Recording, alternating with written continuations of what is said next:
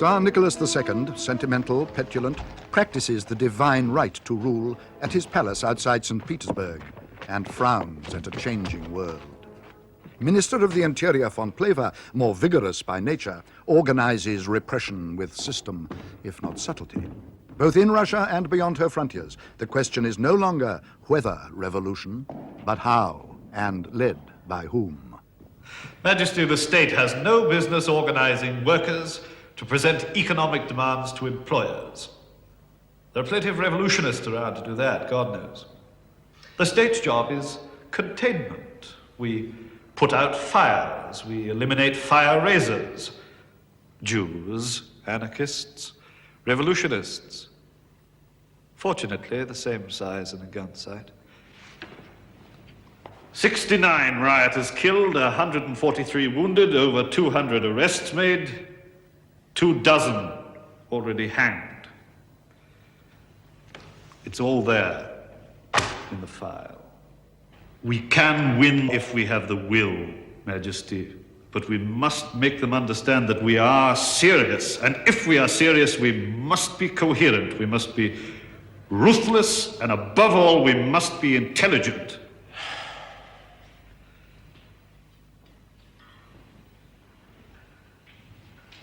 I ordered a grenadier regiment up from Orenburg to burn a few houses and restore order. I shot 7 crows this morning. Are they all my enemies? Potentially, as they are all your loyal and devoted friends and subjects. The people are merely the stakes, Your Majesty. And whom do we play for them? Well, they're all here. Socialist revolutionaries, liberals, anarchists, social democrats. Jew. Aren't there any Russians? 1 or 2, Your Majesty. Look at them. Who are these? Social democrats, dreamers mostly. Marxists, they call themselves.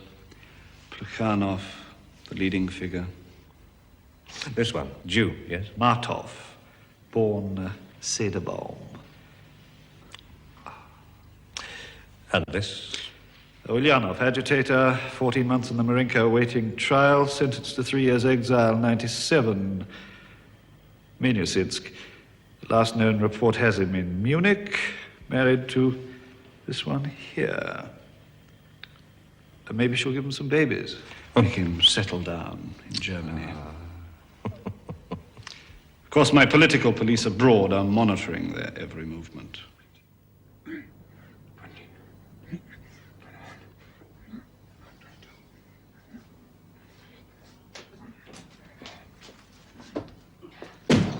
The landlady wanted to know if Dr. and Mrs. Richter were married. She wanted a marriage certificate. There's no problem. I showed her the ring.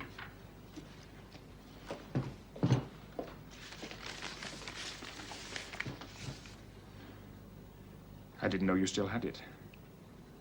I thought it might be of use. Now you must have breakfast and then you must go to the printers. And you have to contact Zulich and Martov. Wrong again, friend. There will be no revolution in Russia based upon the peasant. Read some Marx, man. The peasant is a petty bourgeois reactionary element and arch proponent of progress, as will be abundantly demonstrated when the proletarian revolution has taken place. It's ridiculous calling yourselves socialist. You're anarchist. Why don't you admit it? Claudia! Comrade! Oh, comrade, it's good to have you with us. Let me look. You know, we expected you Wednesday. That's what Zasulich said. She told me I'd find you here. Yes, well, you know me. I need an argument. I need dialectic. Today is Wednesday, Julius. No, I think you're right, comrade. Shall we drink to that? Your arrival has forced me to defer my destruction of the anarchist position. It's a great place for anarchists, is London, Claudia. Let's talk, eh? Yes, of course.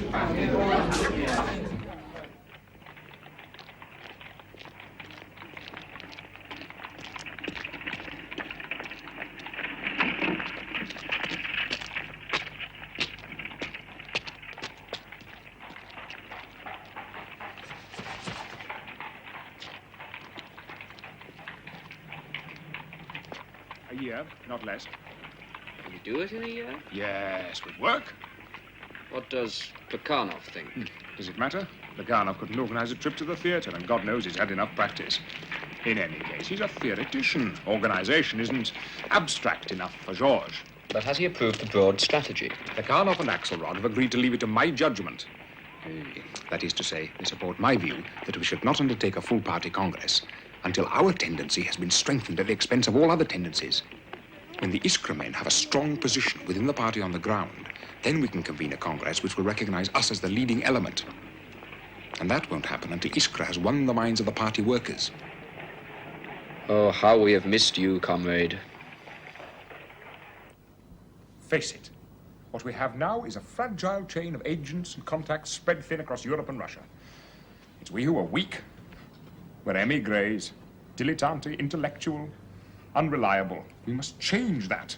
And we must begin with ourselves if we are to create an organization of professional revolutionaries whose duty is to devote not only their free evenings, but their whole life to working for the revolution.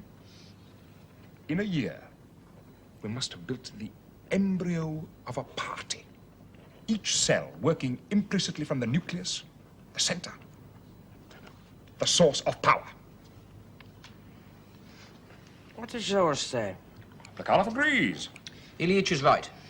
We have to establish an entirely new relationship between center and periphery. Now, I think I'd probably want a wider membership than he appears to envisage. And I'd want more power in the hands of local committees. But on the whole, I agree with your perspective. I still think it's a pity about the peasants. What is? They have revolutionary potential, too. They need organizing, too. They won't make the revolution. The problem of the peasant arises after the revolution when they are forced to bow to the dictatorship of the proletariat. Then we'll see how revolutionary they are. It seems a bit late leaving it till then, comrade. What do you propose to do about it then, may I ask? Shoot them all? There are millions of them. I'll discuss that at length with you some other time, Comrade Zasulich. At the moment, I prefer if we stayed with the agenda. That becomes policy, then.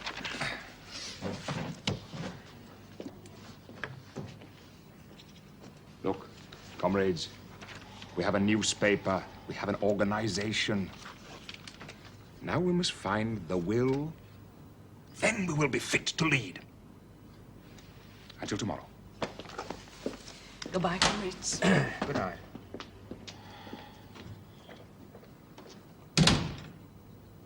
Comrade Robespierre. You're too soft with him, Julius.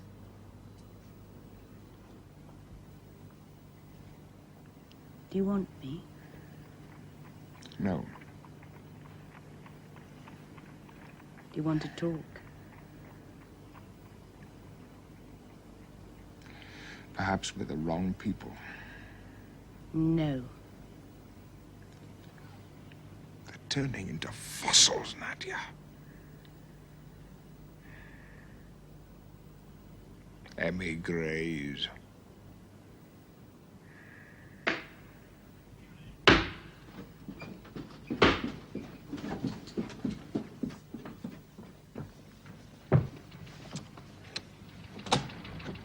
Yes. Mrs. Richter, Who wants to know? Trotsky, Bronstein, the pen. Welcome, comrade. I'm M. Never forget the forms. We heard you were on your way, but I can't pretend we were expecting you exactly. Comrade, would you be so good as to pay the cabby for me? Seems to be having difficulty making himself understood. On the next floor, the first door on the right.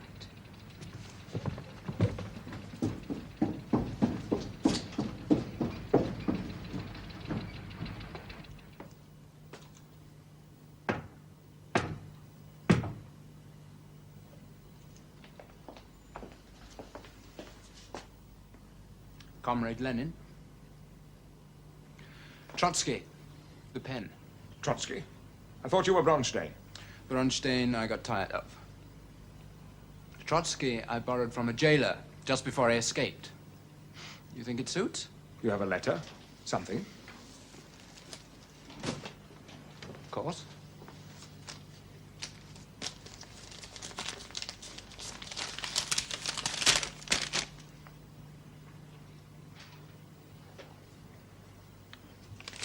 Welcome to London, comrade.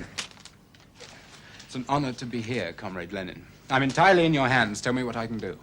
You tired? No. Why do you ask? Doesn't matter. Come. First, you must tell me what you know. People, trends, organization. A center cannot hold without intelligence. Coffee? Tea, you've met our new comrade. The young eagle, wasn't it? Zaporozhets called him. Something to do with the way I hold my nose, I think. We need all the eagles we can get. Tell me. Do you mind if I remove my shoes? Not at all, please. These belong to Trotsky, too. I think the least they could do is provide warders with sensible feet. If I were one of the celestial bodies, I would look with complete detachment upon this miserable ball of dirt and dust. I would shine upon the good and the evil alike. But I am a man.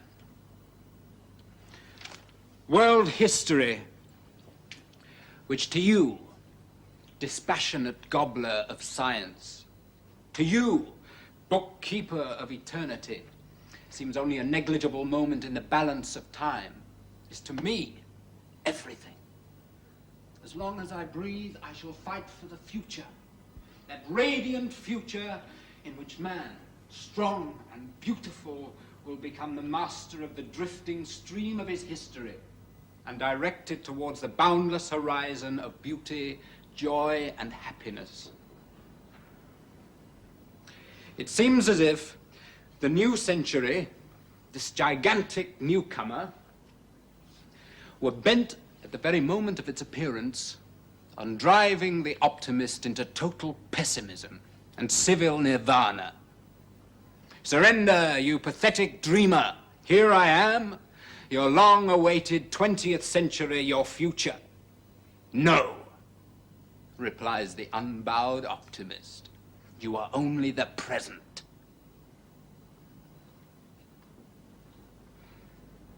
Have you shown it to Plekhanov? No. He's seen other things of mine. And? He thinks my style is florid and rhetorical. What do you think? He's right. But Georges always puts style first. He's a great European. He once said, not long ago, that I had no style at all. In the French sense, of course. No, it's not the style which bothers me. I think it's too soft. I don't understand. All right. How do we achieve this future that you talk of? By struggle. How else? But against who? The state and the classes whose interest it protects. The duty of the revolutionary is to fight those forces and personalities which impede or obstruct the socialist revolution. That's what I said. No, it isn't what you said, and you must see the difference. The future is less than 6 months away. We make the future with every new theory we evolve, every organizational change we set in progress. There will be no revolution. Millions will not be mobilized against the Tsarist state unless we make it possible. We are Marxists. We understand, as the anarchists and liberals cannot, the nature of power of the state and so on, but it is not enough to know the world. We must learn how to change it. And in order to do that, we must first and foremost build an organization, a party, to develop the theory and lead the revolutionary struggle. Do you see what I mean? Objectively, the enemy can be your best friend, your lover, your party colleague, the chairman of your local branch, the editor of your party journal. The enemy is he who impedes the course of the revolution. The battle for now, Comrade Trotsky, is not with the Tsar. It's with ourselves. Comrade Trotsky doesn't leave soon. He'll miss Vera Ivanovna's mutton stew. All right. Think about it. I want you to stay for a while. Work with Iskra. Find yourself. Oh, and a word of advice. Don't become an emigre. These capital cities, Fat bourgeois. They suck you in if you let them. Live only for the revolution in Russia. Do you understand? Yes. I saw a fair bit of it in Paris on my way here. You'll see it here, too. Tell me about Paris. Paris is like Odessa, only Odessa is better. I'm sorry, comrade, I mustn't miss my mutton stew. Let's but keep that's calm. simply We're so comrades, popular. comrades. These are honest differences, and it's right we should talk them out. I see no need for personalities and name-calling. Surely we're beyond that sort of thing. I beg you, comrades. Do you have further criticisms of my program, Vera Ivanovna? I simply say that as a program for the Second Congress of the Russian Social Democratic Party, I think Vera Ivanovna has made her point, Ilyich. It's quite simple. She prefers Plekhanov's draft to yours. As to Axelrod and George himself, you, Potresov, and I prefer yours. Now, if you press for a vote, you give Comrade Plekhanov the opportunity as chairman of the Iskra board to cast the deciding vote in his own favor. May I make a suggestion? Please do. Give me the two drafts. Let me see if I can't find something in them to please everybody. What do you think, Comrade Trotsky? As a comrade, I mean. I think it's probably possible to safeguard your salient points within Plekhanov's text. Personally, I think Plekhanov's draft better suited to a textbook of economics than a party program. Oh, look, young man, George Plekhanov was running a revolutionary movement when your father and mother were still holding hands in the front parlor. Yes, I know, he told me. All right, I accept what you say, Julius. But I think it's important to preserve the notion of an all-out attack on czarist absolutism as well as capitalism, and it must be clearly understood through the program we eventually agree that the dictatorship of the proletariat means just that. It does not mean the dictatorship of the proletariat in conjunction with the peasants. With those two conditions, I concede the need to prepare a new Congress program based on both drafts. Now, it looks like July. Comrades, in Brussels. Questions? Good. Would you mind waiting a little longer, Ilyich? A comrade has asked if he might address the meeting. He's upstairs now. Upstairs?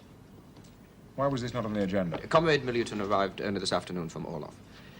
I bring the matter up only now because I didn't want the main body of the meeting to be disrupted. I see. What does Comrade Milutin want? I think he should be allowed to tell us that himself. Nevertheless. Comrade Milutin has laid grave charges against one of our own agents. Who? N.E. Bauman. What charges?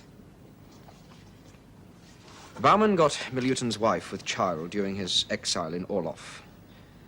After his escape, he began to slander her, labeled her the whore of Orlov, and even used our own underground networks to revile her. It wasn't long, naturally, before party workers in Orlov picked up the stories. To defend her honor, as she put it, she hanged herself. This is her suicide note. It's addressed to the party. Vera Ivanovna has already seen it.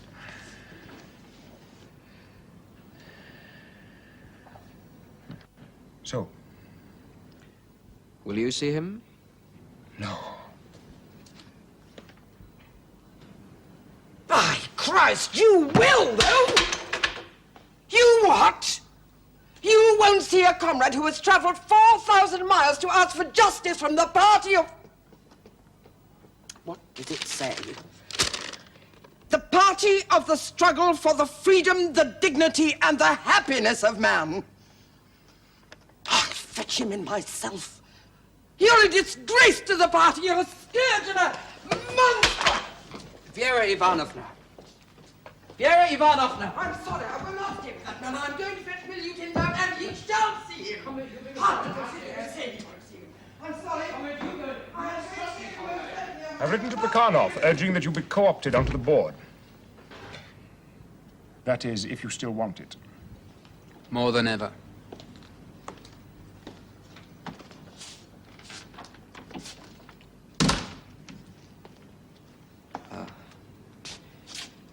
She won't come back. But she won't bring in Milutin unless we send for him. Anything else? Yes. I haven't finished. I want to know what you intend doing about Baumann. Nothing.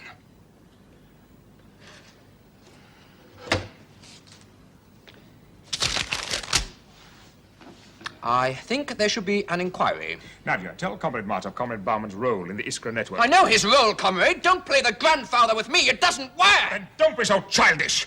Baumann is an outstanding agent. Not average, not good. Outstanding. In party matters, I would trust him above anyone else I know.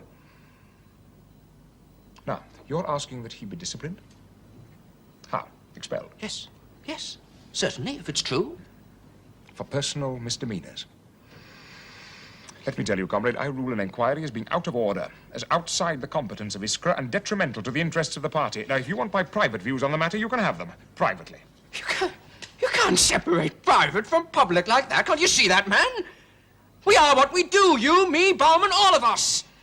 Party morality isn't simply loyalty to the party. It's the highest level of ethical consciousness yet afforded the human species. Oh, metaphysics, Julius! Another time, perhaps, we may speculate. Right now, we are trying to make the revolution possible.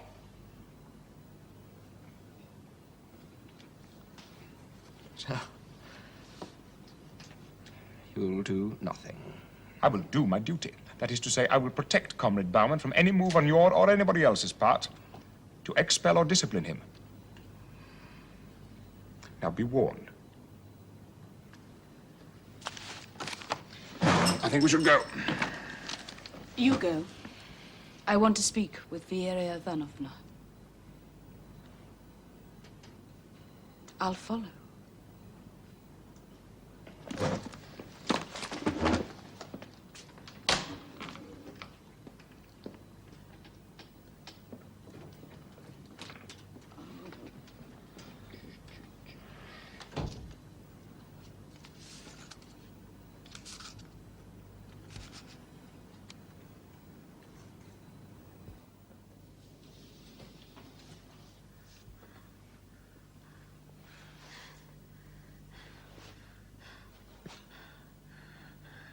It's simple, see? I'm the party, right? Party organ.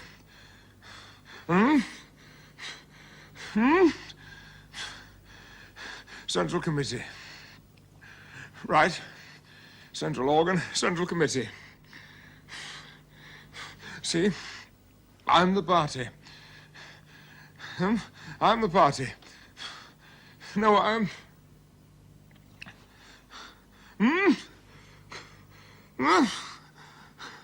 Julius, you're not listening.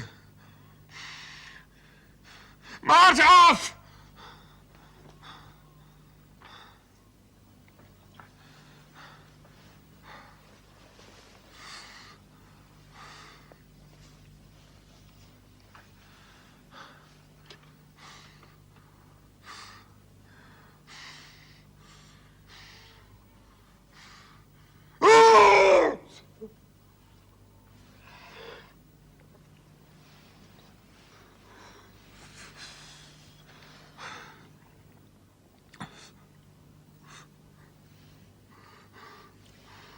You can't go on like this, Volodya. Let me get a doctor. I want you to pack the trunks and prepare to leave. We can't leave. You're ill, man. Do it! Oh, do it.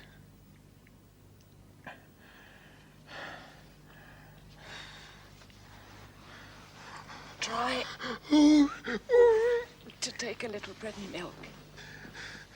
Listen. Tell Julius I want to see him. Julius is in Paris, en route for Geneva. There's a meeting of the organizing committee. Did he call? It blew up very suddenly. He left as soon as he heard of the meeting. He's still hurt and bitter. Did he say who called a meeting of the organizing committee. No, he didn't. Try to rest, love. Rest? I'll rest when they rest. I must go to Geneva. I have to see Plekhanov. It looks as if Julius is making his bid for power. No. No. I say the party must be built like a fist, like a brain balled. He wants a party like a saucer full of calves' hearts put down for the cat. I must show him he's wrong.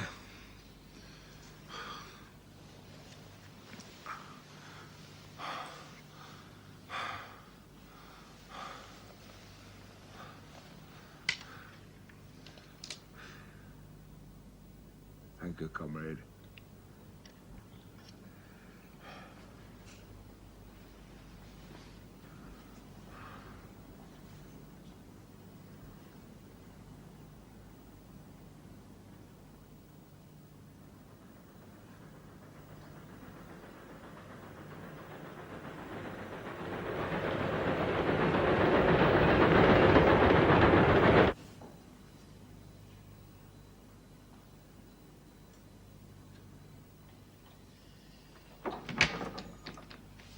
Elish, we meet again. How are you? We've been worried about you. Recovered, thank you. Sit down, sit down. Well, we're almost there. You've worked hard. The operative word is almost, George. I've dreamed of this Congress for over a quarter of a century. You know that?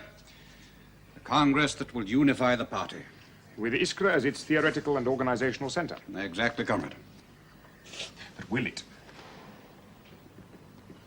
How do you mean? We of Iskra have 41 votes out of a total of 51. Our principal opposition being the Jewish Bund with 5 votes and the Workers' Cause and the Southern Workers' Faction with 2 votes each. Theoretically, we of the Iskra group cannot fail to dominate the Congress, push through our own resolutions, elect our own people to the Central Committee.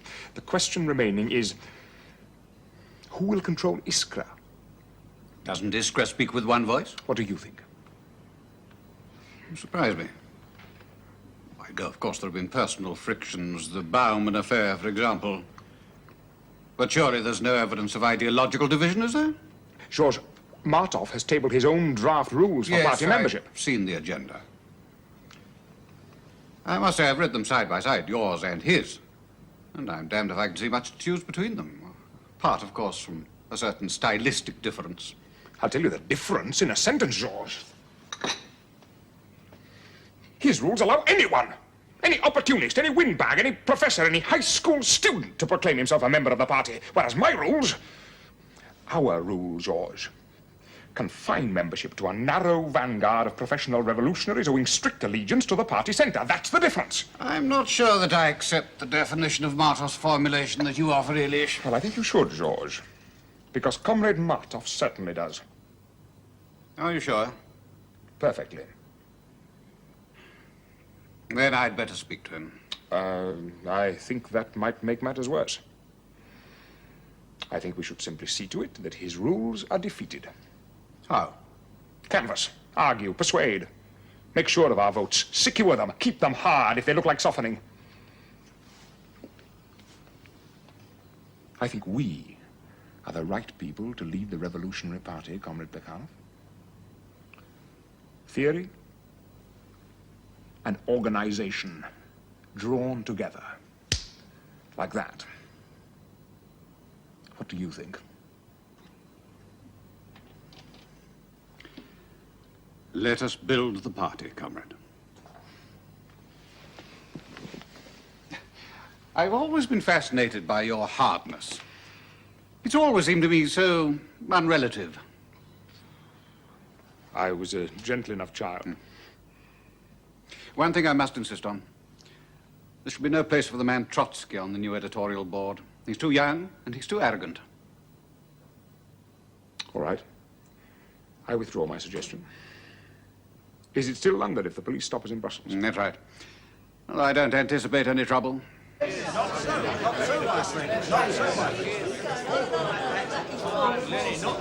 Autonomy amongst individual groups cannot be tolerated.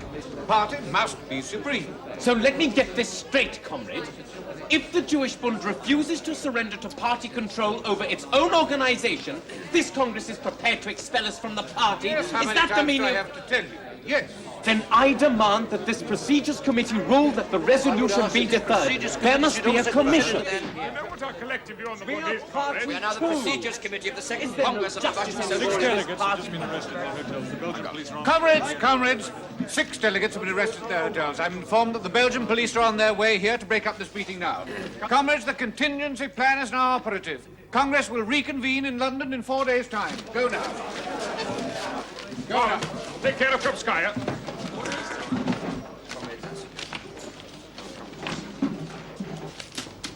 Ah, comrade, how fortunate. We'll travel together. I'm sorry I couldn't get Plekhanov to co-opt you on the board. There was nothing I could do. No. Nothing, comrade. No, of course. Well, you coming with me? No. I shall make my own way. Avoid personalities, comrade. They could prove your downfall.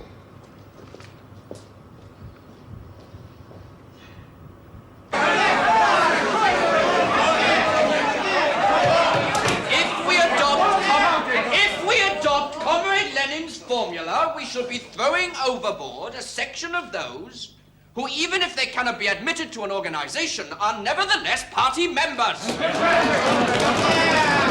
are a party of a class, comrades. We must take care that we do not leave outside the party ranks those people who consciously, though perhaps not very actively, associate themselves with our party.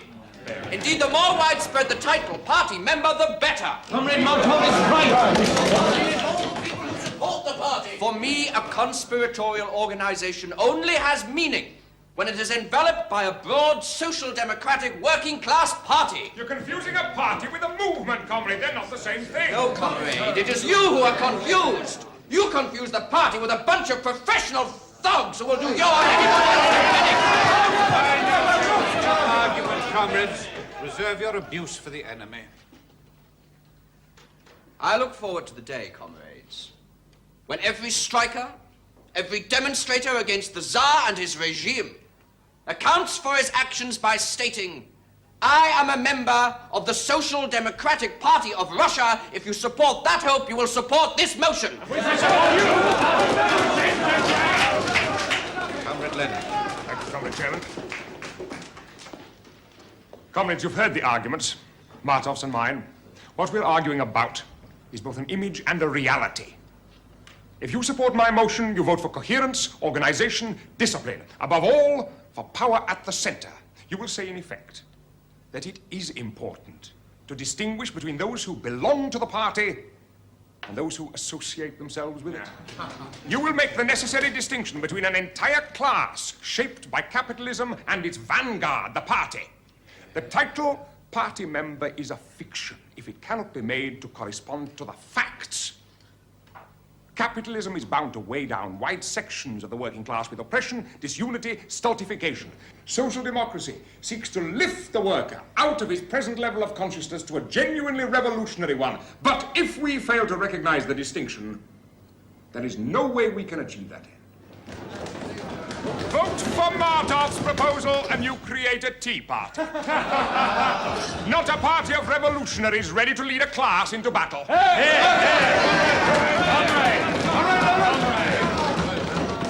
well. Those in favor of Comrade Lenin's proposals on party membership?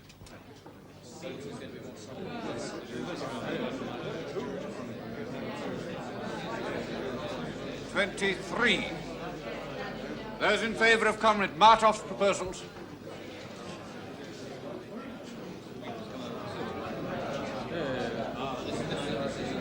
"28. Comrade Martov's proposals are carried.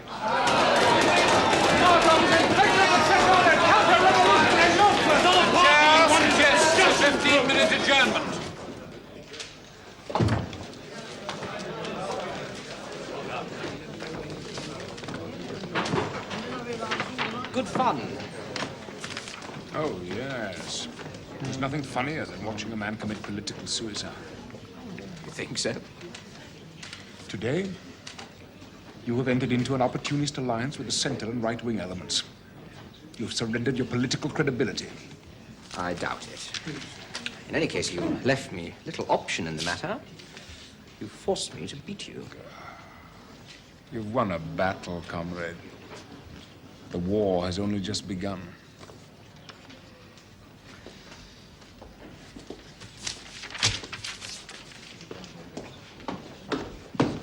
Full caucus meeting tonight to discuss our list for Central Committee and Party Council, 7:30 sharp. Questions? No. Good. Barman, when does the Commission on the Bund propose reporting back? Next week sometime, according to Tuperidge. I want the vote and the report first thing tomorrow. You see Tuperidge, I'll see Plekhanov. Do it now. Comrade Shotman. Let me in! Comrade Brzezinski. Comrade Liengnik. Comrade Noskov. That concludes the lists for the central committees. Now, I don't have to remind you that the voting will be solid. We have outlived the wavering days. The Bund. I've seen Plekhanov. The Bund problem will be taken first thing tomorrow. Tuperidge, is your commission ready to report? It will be by morning. Good. No problem. No problem. Good. Right, that's all. Let Comrade Martov in when the other comrades have left, will you? Do you want me? What is happening, Volodya? I don't know what you mean. I was in caucus. You had me locked out! Why? Because you no longer belong to the caucus. Why? Because my motion won the majority in Congress. No. Because your majority was based on an openly opportunist alliance with the swamp. With those elements, we as a tendency have been fighting for the last year. There was no alliance. I haven't spoken with the Bund since Brussels. Believe it.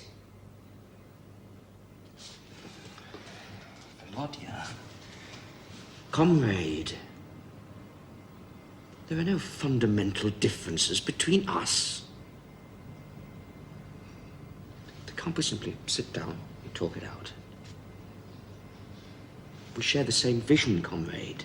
We spent the night talking, the night before Siberia. Don't you remember? On and on, building the vision.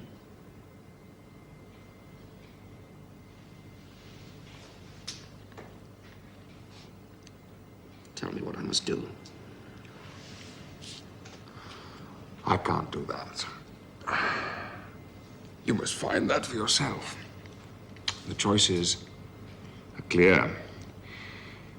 If you're not to be tainted with the Bund for the rest of your days, you must make it clear tomorrow that your position is as it always was, that total authority over activities of members shall be exercised by the party center.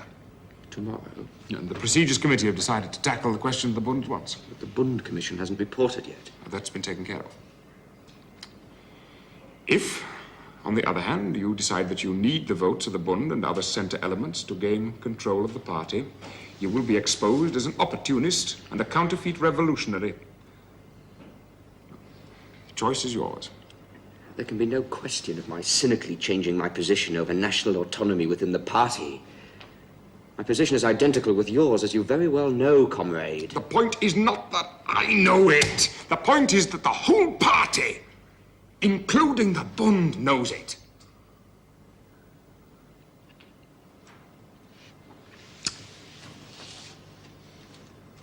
I wanted to talk to you about the composition of the new central committees. There is good argument for building on the existing organizing committee. There's nothing to talk about. We've decided our lists. See. I see. Have you also made recommendations as to who should be elected dictator of the party?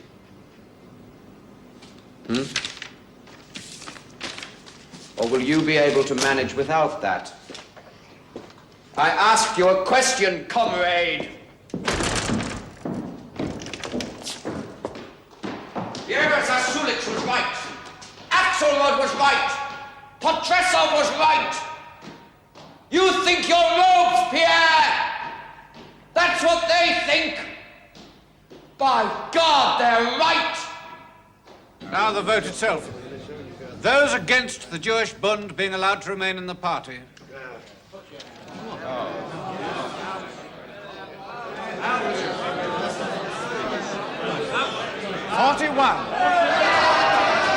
Overwhelming majority in favor of expulsion. Expulsion! Withdraw! You should withdraw! There is no question of staying, comrades. The insult and humiliation you have dealt us will live with us many a day. Like you, we dream of and work for the socialist revolution. All we ask is that we be allowed to do it in our own language with our own people. You deny us this basic right because of some Napoleon who craves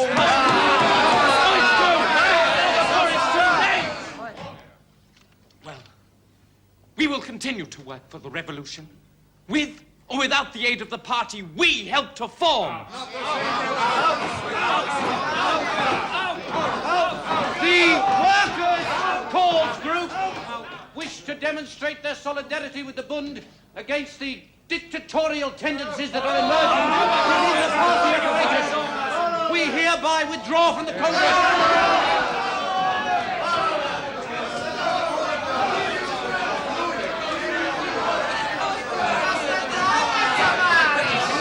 Comrade, if history seeks an opportunist, it will not be in my direction that it looks. If it does not label you an opportunist, it may well conclude you're a fool. I believe it may very well call you both.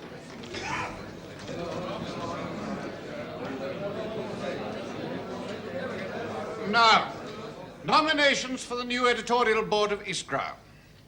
Comrade Lenin.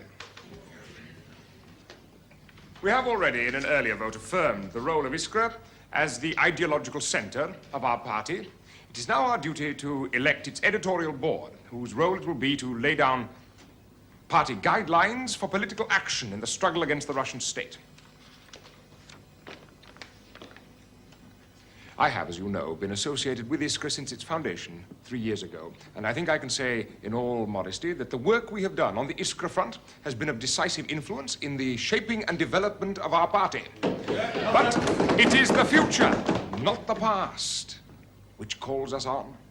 Times change, capacities change, objective circumstances change. What our party journal requires now is a small nucleus of trained ideologues and organizers capable of spreading the work far and wide across the Russian Empire. It is for that reason that I propose to decrease the number of seats from 6 to 3.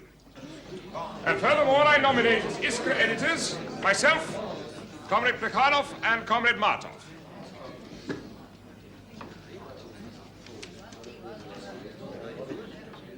This is not possible, Comrade Chairman. Haven't we already voted for the continuance of the Iskra board? You bastard! You dirty, stinking, dictatorial bastard! Jesus God, if I had a pistol, I'd blow your rotten brains out! You're not a comrade, you're a dictator, you're a bloody czar! I see your game, Lenin. Hook or by crook, isn't it any way so long as it's your way? You with all your hard men all around you. And what do you care about loyalty and service and dedication? I've spent a lifetime, and so has Axelrod and Petresov, of devotion to this party. And now what do? You cut us off just like that, to fall into the swamp. You're no man to lead this great movement. And you whom I've worshipped as a great mind and comrade, one of these days, this man will eat you for breakfast. You're too old, sir. Beautiful! Only the revolution remains forever young!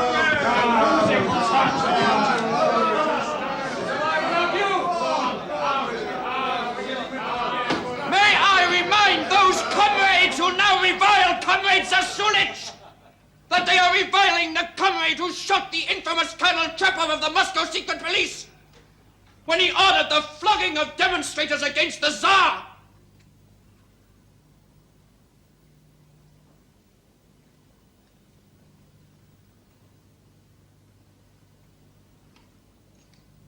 I will not accept nomination under these arrangements. You're not able to refuse, comrade. under the laws you yourself voted in only days ago. I will not serve with that man.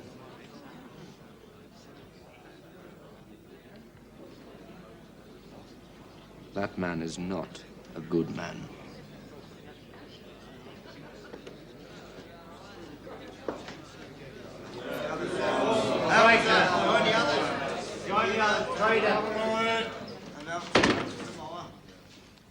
If this is Comrade Lenin's image of the party, I want no part of it. What he has done today shames and degrades all of us. Sir Zulich and Axelrod in particular have fought all their lives to build the party. And now here on the brink of success, they are ruthlessly cut off, sent out into the wilderness to satisfy the insatiable lust for power of one individual. Comrades, we are privileged to be listening to the sound of party debate, new style.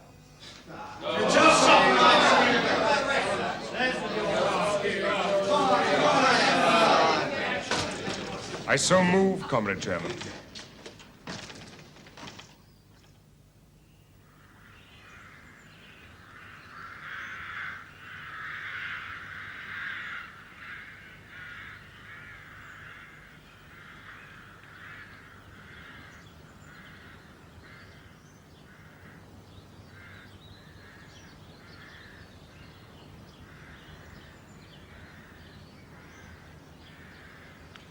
We dedicate this great unifying Congress to the memory of the man who lies herein.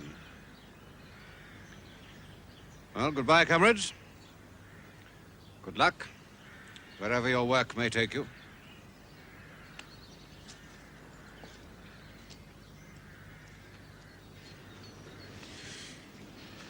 Goodbye, comrade.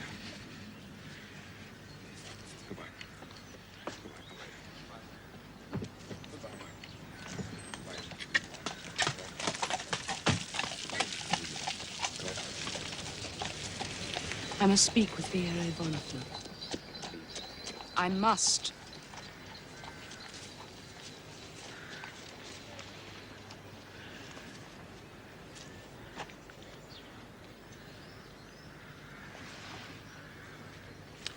I did what I had to do. But what you had to do was not what had to be done. At least I didn't destroy the party. Yesterday the party was made, not destroyed. And what is more, history will prove it to be the only party, the only sort of party capable of capturing state power. You seem to think a party is an organization for the deliberation of complex moral choices, a sort of political sewing circle. Well, you will not find the Tsar and von Plehve and Trepov and Witter and the state apparatus sitting around deliberating moral choices. They are organizing their defenses. And there is only one slogan that will defeat them: Salus populi lex suprema est.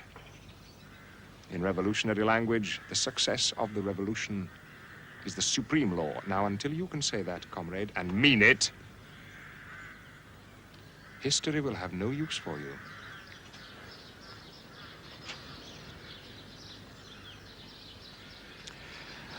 I suppose that will depend on who writes the history.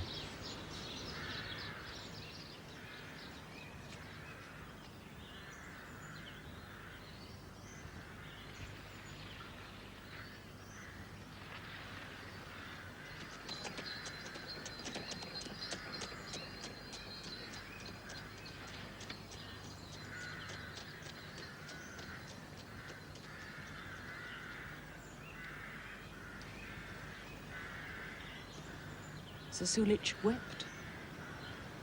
She cannot understand why you have done what you have done. Remember Minosinsk? Remember the peasant crouched over in the field, jerking his arms about inexplicably? We thought he was mad. But when we had walked across the field and reached him, we saw at once that he was sharpening his scythe on a stone. From the path, it was impossible to say. She has nothing left, she said. There is nothing to be done about that.